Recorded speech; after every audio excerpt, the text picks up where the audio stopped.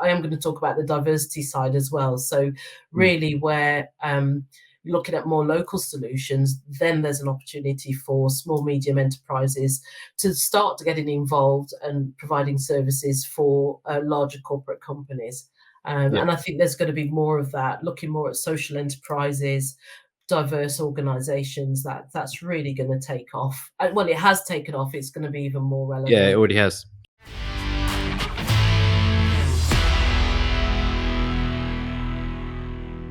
Hello and welcome to Navigating ESG in Facilities and the Workplace. My name is Darren Pardy, I'm the host. I'm delighted to be joined by Maxcene Crowe, who is the EMEA account sourcing lead for JLL. Also, Maxcene is writing a book called Mobilisation Mastery. Maxcene, thank you very much for joining me today. How are you? I'm really well, Darren. It's great to be here. Cool. Thank you very much for joining. Before we get into ESG, I've just got a few quick fire questions to ask. So I'm just going to read them out. And if you can answer them literally as quick as you can, that'd be great. What's your favorite film? Serendipity. Okay, cool. Favorite song? Oh, Fields of Gold. Oh, right. Okay. Very nice. Favorite band or artist? Oh my gosh. Oh, band. I can't think of. Could be anyone, anything. Could be anyone. Disclosure. Okay. And favorite place to go in the world? Could be local, could be anywhere. Oh, it's got to be Ibiza. Very nice. And do you like pineapple on your pizza? I absolutely do. Never mind. Okay. Yes, I do, as well as chilies and everything else in between. Fair enough. Okay. So that is the end of the quickfire questions. We're now going to get into it, talk about ESG. But first of all, how did you actually get involved in FM procurement and what's your sort of background leading to that, if you don't mind me asking? Yeah, sure. So my background, I did earlier on in my career, I did do work as blue collar, so factories, and wanted to change. So went to University of Bedfordshire, where I actually studied business and psychology with a view of maybe becoming a clinical psychologist. That actually didn't happen, and I went down the business route instead. So my first role out of university was with an estates, a healthcare trust. Now, at that time, it wasn't just one job. I actually had, believe it or not, 5 part-time jobs, because when I came out of university, I was like, I don't want to work full-time. So I started part-time with the healthcare trust. And then the personal situation changed. So I needed to get more work. So I ended up for the trust, working as a contracts administrator and then a lease car manager. So that was my full-time role. And then still needed to earn more money. So I ended up then doing after I finished at the lease cars in the afternoon, I would then go to a medical GP practice, and I'd be a receptionist for 2 hours. And then after that, I would then go off to a nightclub and work till wee hours of the morning. And then in the weekends, I was doing care bank work for mental disabled patients that lived in a group home. So I had these 5 jobs part-time jobs for quite a while, and it was like, oh my god, I just want one job, I just want one career. And I ended up just looking around. It was either project management, because it fitted what I liked, it had a start, begin and end, or facilities management, which and I ended up in facilities management because there was an opportunity that came up to train, become an assistant manager. So my first role in facilities management was assistant FM, and it was at a big, massive site down in Marlow, which I had to drive an hour and a half, 3-way round trip every day. And that was my start in facilities management. It was a 1,000 occupancy building, 200,000 square feet, working with a team. So there was a total facility management. So I literally just went in head first and just got really stuck in and got my qualification and training. Back then it was the BIFM. And that's where I started in the 90s. Oh, So cool. quite a long time ago. Yeah. Yeah, indeed, and the 5 roles that you mentioned, quite varied as well. Um, They were quite varied, but to be honest, it was literally making ends meet and just trying to put food on the table, if I'm yeah, completely honest. absolutely. I was in my mid-20s, so it Yep. was quite a long time ago. And also in your mid-20s, you don't really know what you wanna do. But it's quite nice to get involved in an industry, and obviously the FM industry since then has grown massively as well. It So really has. I imagine for your journey to be involved from, as you say, the 90s, how that's grown, and the opportunities you probably had since. So when Yeah. did you first start then in FM? Which company was that? So the company back then was called CBX Limited. Right. Um, and it was some of the old school boys. I say old school boys, my gosh, they're fully grown age men now, like Yeah. they went on to run Mace Macro. A few of them went out to Dubai and ran some companies out in Dubai. Right. So like the Bill Heaths of the world. Some have retired now. Lionel Progers. I don't know if you know any of these No. names, but they're really old school boys. Stan Woolheads of the world, Tom Yeah. Duncan. I think they're probably in their 60s or 70s now, and they've Right. probably retired and gone on to other things. Yeah. But yes, it was CBX, and then it became Axima, and then they got bought by the Suez Group. Right. Okay. And yeah, they after that, I then went into London and started with a role with CBRE. Actually, was my All right. first role with one of the big top five. Yeah. And I see Yeah. you've gone on to NG and Interserve as Oh well, my and god. you've worked for Yeah. Mobilisation. Yeah. So Mobilisation started back in 2004, and back then used to work with the procurement team Mhm. to do all the data gathering for the new contracts that they were awarded. So that in itself was quite a task, especially when it's multi-country. Some of the accounts had like hundreds of suppliers, and then you're pulling together a procurement strategy in Yeah. order then to deliver a new solution. So my mobilization and otherwise known as transitions as well started back in those days. Yeah. Um, yeah. Oh, good, good. And obviously we want to be getting involved in talking about ESG. So how do you think procurement is or will positively impact on businesses and communities from an ESG point of view?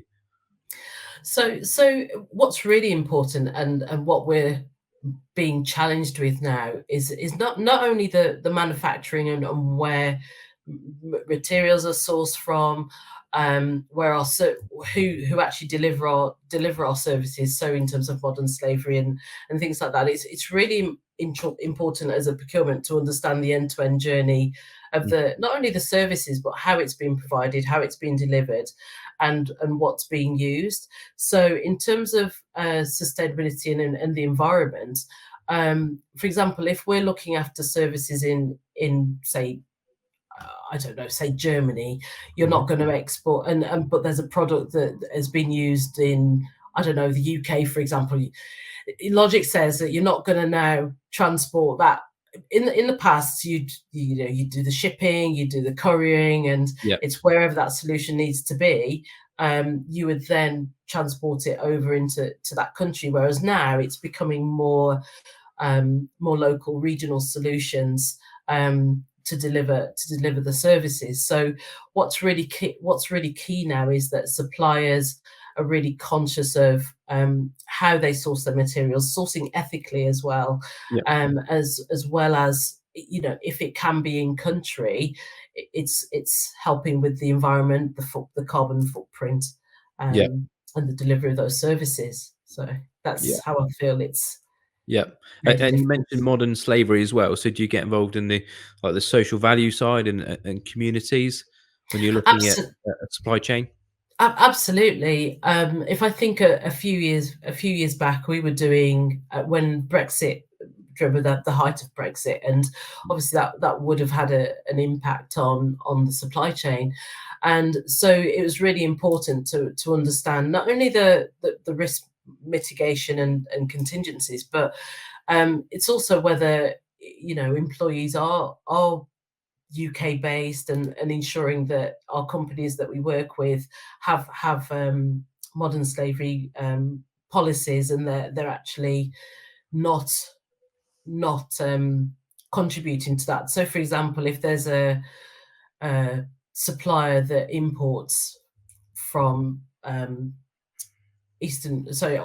Asian countries, for example, or China or the Middle East, you want to Yeah. make sure that they're not actually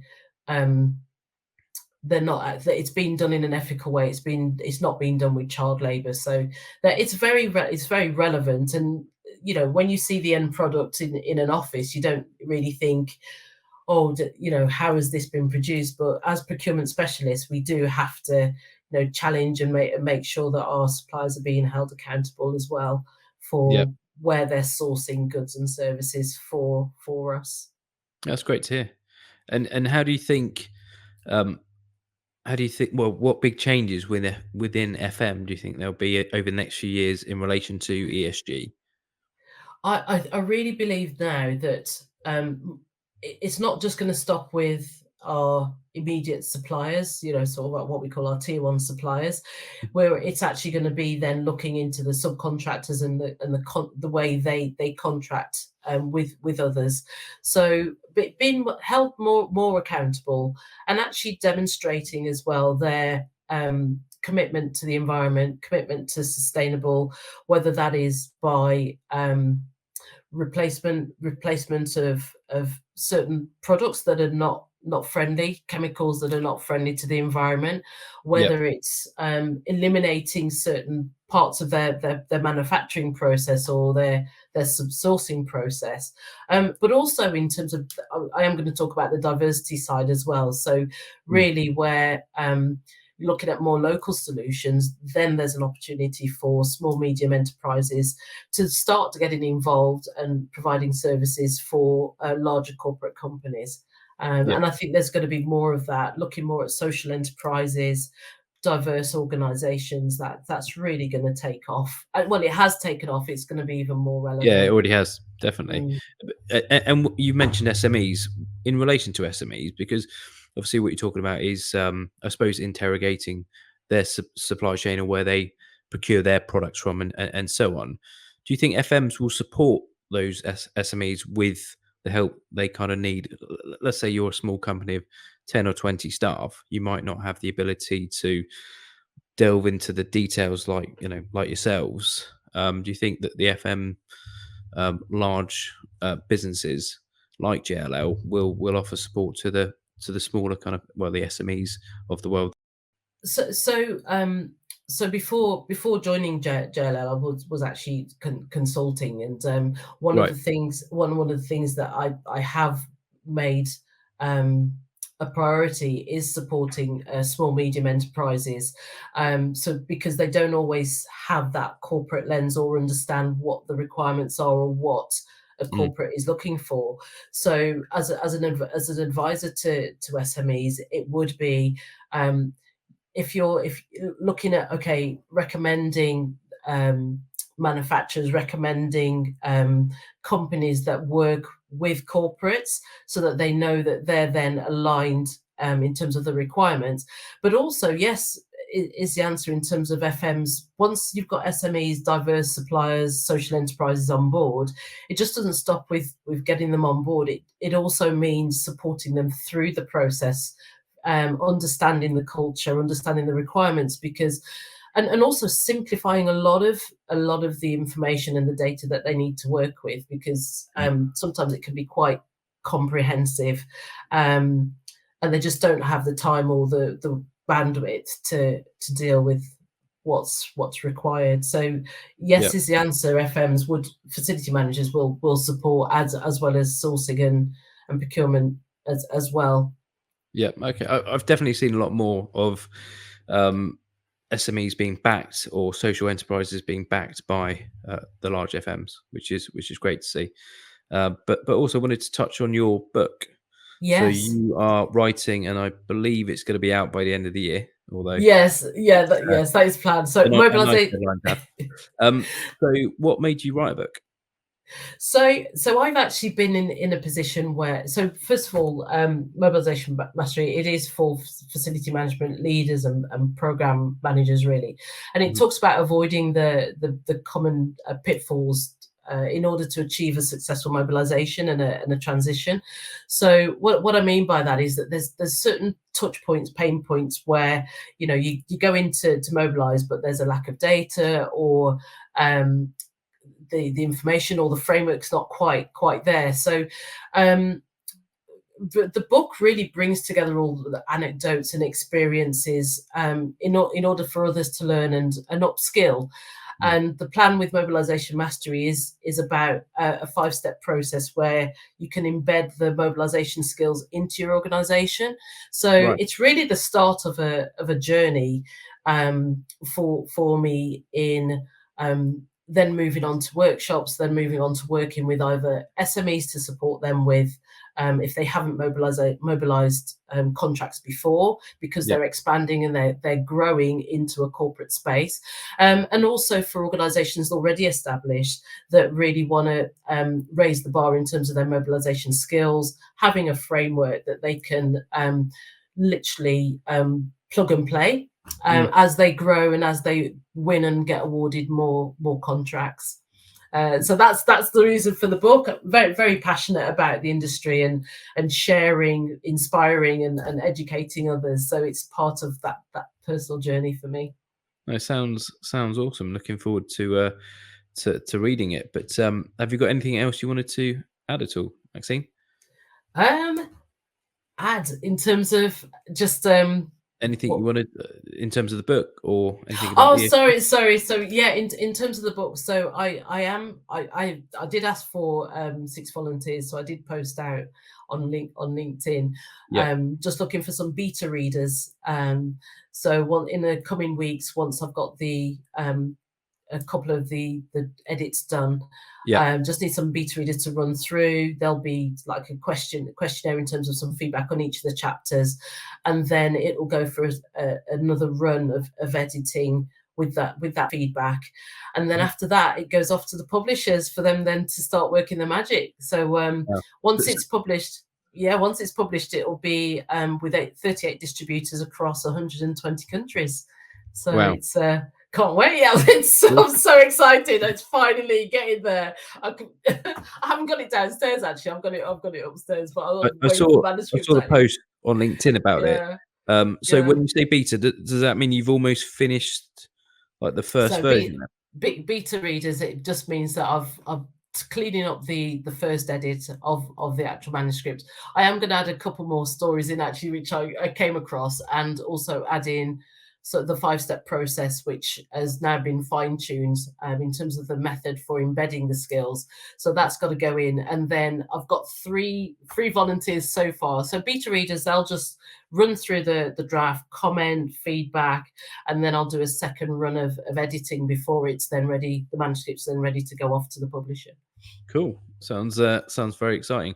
I did see the post earlier. Actually, I commented on it about happy to be a beta reader if you're still looking Oh, for anything. perfect. Yes, I And am. I'll Yeah, put a link when we post the podcast. I'll put a link in, see if anyone else is interested as well. But the first the third the first podcast we had a couple of weeks ago that went live had about 3,500 viewers. So hopefully wow. a few people will listen to this. So we shall Yeah, see. But that's Maxine, great. thank you very much for your time. Really appreciate it. Thanks for the information about the book as well. Really excited about that. Thank you. And Thank yeah, you. all the best for that. I'll speak to you soon. Take care. Thank you, Darren.